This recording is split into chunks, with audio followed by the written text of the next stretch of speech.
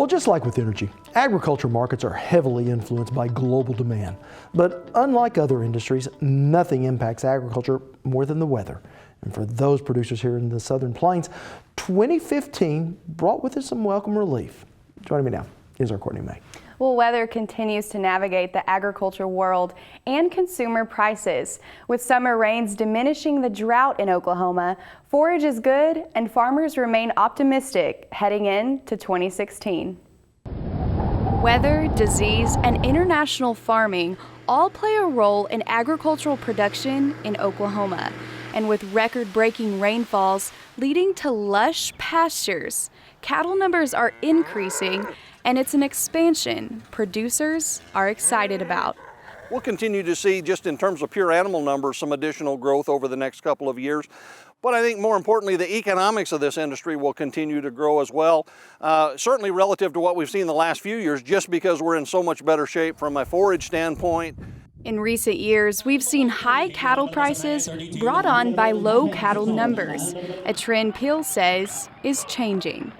From a cattle industry perspective, we're in good shape now to continue to see this expansion, to see this market sort of do what it wants to do from a physical standpoint, from a production standpoint. And so the issues now are going to be, how do we transition into this era of bigger production and working our way into sort of where does this take us as a next step? And while producers transition into a new era of beef production, consumers' wallets will benefit from the increase of beef supply. More beef supply will bring beef prices down. However, in 2016, in general, we expect to see a little less competition from pork and poultry. We've had big increases in domestic supplies of both pork and poultry in 2015, and those will moderate. They won't really go down a lot, but they won't continue to increase at the rate they did in 2016, and we will have more beef relative to that. So consumers are going to benefit here from increasing total meat supplies and generally lower prices, especially for beef. While the beef industry is dealing with a good problem to have, ag economist Kim Anderson says Oklahoma wheat producers are struggling to make a profit. Well, the most efficient producers are probably covering their out-of-pocket cost. Maybe, just maybe, a few are covering total cost of production, but for the most part, Oklahoma wheat producers are not covering the total cost of production. The majority of them are probably covering out-of-pocket costs, but there's a few that at $4.75, $4.50, and we're at $4 right now. At $4 wheat, they're not coming close to covering out-of-pocket or variable cost. This creates yet another problem for farmers. Interest rates are peaking, and profit margins the opposite. As people go in requesting borrowed money to get through the year, bankers are going to have to look very carefully at the bottom line for net farm income. It may be a year that they have to carry some people. We've added to that with the interest rate situation. It's likely to make cost of production somewhat higher, and so the profit margins are going to, with prices falling, the profit margins are going to be squeezed. Yet a struggling wheat industry with low prices and a lot of product to sell is better than no wheat production at all. And despite the continuous uphill battle for Oklahoma wheat farmers, consumers will not see any significant change in prices. There will be a minor impact on consumers. Right now, you think they'd be buying their food at a lower price. And I think what the consumer needs to learn on this is that prices have fallen from $9 to $4 with wheat. Have they noticed their bread costing any less? Yes, it has probably went down 10 or 20, maybe 25 cents. But it didn't get a big drop in wheat.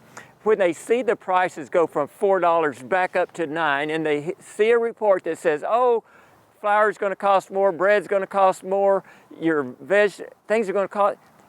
Yes, it will cost a little bit more, but the raw agricultural product in crops doesn't have a major impact on the consumer price.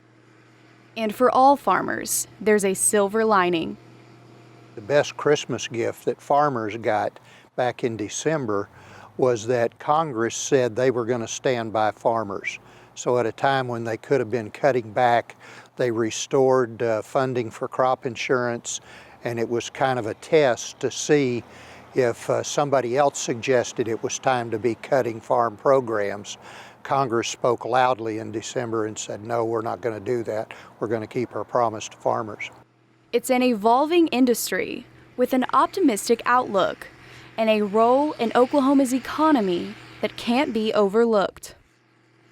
Agriculture will always be important to Oklahoma's economy. I don't see much change, either more important or less important.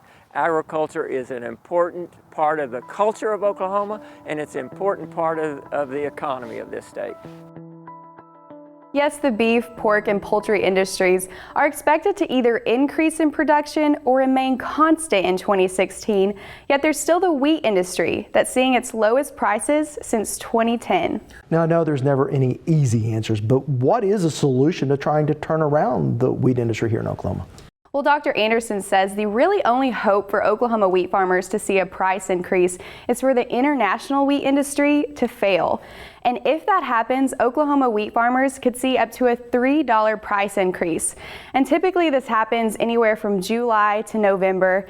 And not only do they have to be prepared for that season, but they also have to be prepared for the so-called off season as well. All right. Thanks so much, Courtney. You're welcome, Rob.